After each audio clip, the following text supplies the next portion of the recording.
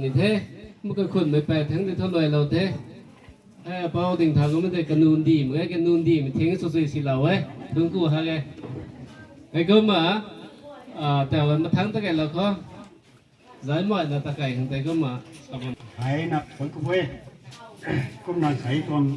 อิเมกไฮใส่ตรงตำแรงไฮมันช่วยเส้นเป้าเรนะได้นะแรงพอเราไทยนี่ก็ไหวไฮก็มีดูมักชนี่เทียมหมายชนี่ก็ดำตะไคร้เราเข้าตรงนี้ทุกมันนี่สารเราแท้ที่ไม่เลยนายก็ไม่ลงเข้าการปราณนั่นเด้นายปราณนั่นเด้ที่ปราณที่ไทยคำท่านนี้ก็มันนายได้ปนิเด้ตรงนี้เลยก็ลงเด้งได้นะที่พอเราไปฟังใครสายไฮสายรู้ตัวตอนดวนไฮมาเส้นทางบ้านไปตรงไทยก็มาชูเส้นเป้าใจถอยก็เว้ยแต่นักสาวเราไปตรงไทยแต่ก็ไม่น่าใส่หัวมังไงไม้กระรูกกระเรียงสมัยรำทั้งได้เขารำก็หัวลวงเขากระรูกกระเรียงสมัยดวงถ้ามันนั้นปังไหนนี่ก็เว้ยแต่บางทีนี่ก็มาตีเราคนตรงไทยไม่เท่าเด็กลาเต้าไม่นายลาเต้าไม่นนายนะบางหนุ่มไทยก็มาคนชนิดลาเต้ามังอ่ะหัวมึงไม่นี้นังเราไม่เขาเราหมอใจกระเดาเศร้าไม่เขาถ่ายตังเขาไม่เขานายบำหนุไทยก็ไม่สู้ตะกี้ลงในโฆษณาตู้ไม่ได้เป็นนักหัวมังง่ำไทยตัวมีส่วนใจไอ้เราดอกนี้ไทยตัวนี้ทราบไปตรงไทยไอ้ก็มันไอ้เรื่องแถวนี้มาชนิดแต่ปูยปูก็คนแปดเท่านี้นักไอ้เย่มาสาโลนี่ไม่ตรงไงไม่สู้ตะกี้ลุงสำแถวมาทูแต่หลายคนลุงแถวเว้ผู้จะมาลองเขาลุงสำได้เลยก็มาตรงล้วนนะใจซาโลนี่ไปยังชาวดิ่งหูเราไปตรงนี้มากันใหม่ลุงเท้ามาตรงโดนรีแต่นี่ก็เต้นนะครับซาโลนี่มาปูน้ำปังทุกวิแสงได้คนนี้เหมือนใจหูรวงคนนี้ก็มาลุงมาไหมเดี๋ยวได้ลุงเท้าไปปรีทวันทุกถ่ายต่างสั่งแล้วนี่ไปยังเคยนาไอหูนะมาซาโลไปตรงไทยคำคนนี้มาปูนุ่มน้ำปังแล้วนี่ก็มาซาโลได้ก็เดียวตรงไทยแล้วก็ใหม่ลุงเท้ามาตรงโดนรีเขาไปนะครับลุงนู่บังปลาเกยนิ่งเราตรงนี้ลำทุกที่ผมโซ่ตะกี้บ้านกันดีเขาเรียนได้เรียนดิ้วไม่ตรงกันดีไปจังครอยนับบีเชลันดิลันตัวมีให้กระมะลุงบังเชนีที่เล่ามึงเราไปกันเขาให้เรียนราไม่ตัวมีให้ก็มาไกลเราไทยก็มาขังเขาสาดูให้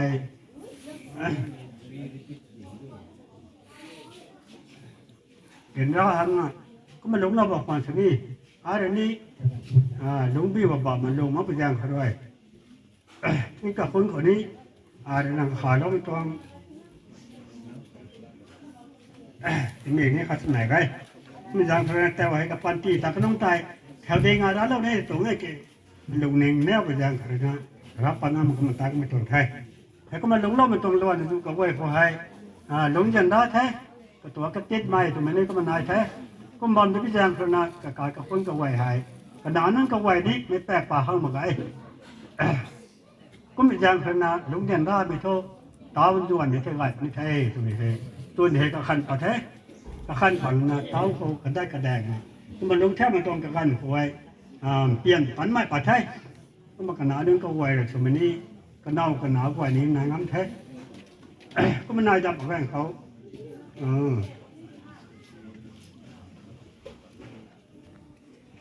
แรงไงนะจากทุนลุงแถวดับนี้แท้ชันไงแท้ตรงนี้ก็มันเองเราตรงไทยก็วันนั้นมากันเขาไรเลียมาเขาด้านหน้าขายของเราแท้กระบุงเขาก็มันจะร้อนในด้านหน้าปากเราแท้ก็ไม่เจ้าแก่เราหวังได้เจ้าแล้วมันฟังครวยทำไมให้พระดัทุบ้านเขาเฮลิงล่ามากันเขามีด้านหน้าเจคิวนะเขาเฮลิงล่าเราหนุ่มจริงบ้างตัวนะตัวบัวโดไม่ขึ้นได้เราคนไทยให้ตั้งตัวนะปันตีไรไม่ปันตีไรก็ชวนแก้วล้อมไม่ก็มากันเด็กวงเราไทยอารามัสเราเขาจึงก้มสรุปสนายรู้ให้ดาวคอยกับปันตีแต่ไรก็ชวนเราไทยกระบงเขาสุกไปไม่ตรงกันเปิดใจกับขังปันตีดีเท่ตรงเนี้ยนี่นิ่งไปตรงไทยพวกคนเช่นนี้ดีกับระวังด้วยเดี๋ยวเราตัวโตตัวไปให้กับขันไปตรงไทยให้คุณรอบไปตั้งให้ชิวเชนเป้าอันนี้ขนาดนั้นอายุกับวัยนี้เราหวังตรงไทยตะเล่นไปตรงไงงามาไปตรงแม่ดีไงตรงนี้ตรงสุนใจลุมเล้าไปนี้ให้ลวนของอันบูนะลุงแค่ว่าไม่ตรงไทยแล้วก็มาเนี่ยเล่าจังได้นะถ้าแช่ในสลาวดอแท้ก็มันลุมมันดับกันคนนี้นะ แต่ทุกการสอบของไทยเนี่ยนิ่งเราได้ดีกี่แค่นี้แผนสำหรับสันไทยแค่นี้แผนสุดมันยังครวยมีให้บ้านมาแค่จะกุมเทียบคนตักโซ่ดูเหมือนกันเขาข้าพูดหมายกันหนานั้นฟังด้วยตุ้มซ้ำตุ้มซ้ำมาทิ้วเส้นเผาด้วยตรงนี้ได้นะน้ำปุยแมงนุ่มมาไงไก่ดักทางสุยน่าได้ตัวนี้ให้แหลงในแหลงตุ้มให้ตีปลาเราไทยตีปลาเราน่ะไอเดนโดตาไปตรงไทยดวงตาหน้าเตากาซาเลวอยู่คุยยังใต้เมลังของตัวนี้กันทมให้อินพอนเขาตาข้างในก็ทมคนกันนั่นยังน่าสลาวแต่ก็ไม่ต้องการผู้ไอ้ริมก็วนเหมือนกันเขาผู้ตู้เชื่อใจกันได้ตัวนี้ให้สาวตู้เราน่ะในล้านนะว่าไม่ต้องใช้มาผู้ทู่ปังกันนี้เราใช้มาเลี้ยวนี่เลี้ยวเราใช้มาใจส่วนกันได้ตัวนี้ให้ดิโมโกลบินตัวนี้อินเจคชั่นตรงนี้แกไว้เขาจะก็ทิ้งขาดตรงตีน่ะสรุปก็มาแล้วตอนอะไรกันนี่ไม่ตรงเช่นด้วยเขาไว้ใจผมฟังน้ำเราแล้วนะดูนิ่งได้นะก็มาตาเราไปตรงให้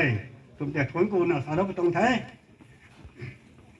แล้วก็มีจานข้างหน้าเรียนรอไม่ต้องปันตีเขาเรียนรอไม่ต้องเรียนรอมวยนะกระตัวมันงั้นอย่างนี้ก็มาจากด้านนั้นลุงเราเว้ยก็ไม่ตรงซ้ำนี้บันไดมันได้ทราบว่าไม่ต้องก้มมา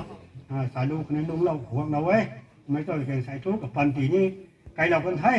ไกลเราไม่ไหวเขารัศตาเรนี่ซ้ำมาไงรักลุ่มตันนี่ซ้ำมาไงลมเมื่อคนนี้ตันไม่ปุยใช่นี่ซ้ำมาไงมันใช้หูเขาระวังหูเขาต้นมาไงเมฆแซวคนนี้ต้นมาเขามาไงคุณก้อนชนิดใส่ให้กระตวงตันดวนคำตวงตันดวนเขาตันได้นะตันเรามาข้างใต้ถอยกูเทอาคารนี้นี่ตวงตันดวนผ่านคนไรก็ไม่วางกันดีเขาตุยบางซ้ำมาไปตวงนาคนนี้ด้วยไทยระวังหูเมฆดัวเขาทุยมักตรงนั้นไม่มาทิ้วนะด้วยไว้ในแล้วไม่ฟังใครตัวกันนี้ได้ตรงตรงต้นพลัดเต่าได้ก็มากับปันตีแต่ก็ไม่ตรงที่เมนุ่งใต้มีตรงหลักแกงไห้ตรงนั้นใต้มาตรงลำนี้ชาเหล่านี้ไปตรงไหนแกลงนั่งไปยังใครตัวไปยังใครสับปะสมนั้นมีตรงเมฆให้นุ่งแต่มากันเราไปตรงไหนก็ไม่เจอดีกีมีตรงแถมเขาพอดาวสกายกันนี่ก็มามันใช้ระวังแต่เป็นไทยก็ไม่กระด้วยกับโตเล่นในส่วนละตกนี่ได้ตัวเป็นหลักแกงไห้ก็มาวิจัยแขกปะเต่าไทยมาทั้งเขาบำนักงานเขาก็ต้องเชียนสัปดาห์กระทุ่มตัวบอสกระทุ่มกับดาวเขาตอนนี้บอสได้ประกันเขาที่กูมากระคัดบอสที่นางตวงริกปานใจไทยบางคนชนีแต่บางคนชนีนางตวงริกไม่ตรงผู้แมงใจพระบอกมายิสุคริสต์และผู้ระวังกันในบ้านเขามีแต่รีดว่าไม่ข้ามไปตรงเตมีน้องเกี่ยวดินแดกปัตตานีตุมิละแกงไทยไอ้ปัตเต้าเราผมก็ส่วนใหญ่เนี่ยล้าไม่อาคารกระตัวมีกระวยใจขังลุกดูไม่ปะไรไอ้ก็มีอย่างเคยใส่ตัวมอโต้เห็นนี่ก็มาตีกันวันละตรงนี้มาพอได้หน้าใช้ไก่ซ้ำปลาไก่ดำแต่นี่กระดีรักรถไม่ตรงไทยสายดูตรงปันตีเขาขานี้ไปคิวเส้นเผากายตรงปรีเขาเห็นด้านนั้นลุงแทบตรงไงก็ไม่เก่งคำโฆษณาลุงก็จริงคิวแถวนั้นปะเนี่ยตอนนั้นอันนี้ตรงพอดาวเลยสารเราไม่เห็นไม่ดูกันนะเพราะไม่ก็ไหวให้คำสูในลาจังไงปะเนี่ยตอนนั้นสารว่าไม่ต้องดวนวอสเปงสารเราไม่ตายใช้เต่าตัวสารนี่แท้เต่าน้ำต้องให้สนาปุนกันปันได้กันปุ่งก็นายนะบ่แม่ลูปังนี่นายนะบ่แม่นี่ก็ไหวเขาด้วยง่ายมันง่ายนะเราหวังต้นเสียมด้วยมูนะสู้ยามกับคนสุนาผมเล็งเขาอาคารนี้ลงเล่าไม่เขาประมาณนั้นใกล้นะลุงมีกับคนสุบกันโนเราจับเขานั่งล้มไม่รำกายมันใส่พวกนั่งล้มเขาสวงนั่งเราบอกโนตัวสารเราตรงแท้มากระเป๋าตัวในสารนี้แท้ก็ค่อยขันเล่นนะสาวแท้ก็ไม่เท่าดีกี่เต่าลุงบ่แม่ตรงมันใส่กระไว้แล้วนะใส่ตรงตันด้วยเขาเลยไก่ตอนนั้นลุงจับของแท้จะมันสารเราตรงแท้ไอ้ก็มากับปุยแม่บางคนชนิดแต่อันนี้นี่นายบ่แม่เหมือนแดงโครนาปุยแม่ก็ไม่นาข้าแรกข้าใจตะปอกนะเรียนนะผมคดีนะข้าวคดีนะหมูไม่ตรงแมงอ่ะตาโดนะปูตัวมีสารไปตรงใจมาสกายจากคนสารมันเพลงอะไรแท้มาชันตามตัวนายปนี้ปุยปูสุ่มนั้นปานี้บางไงไม่มีลำกว่าอะไรสารมันก็จะเปลี่ยนอะไรนี่เป็นอย่างไรนะสารไปตรงไหนตรงคน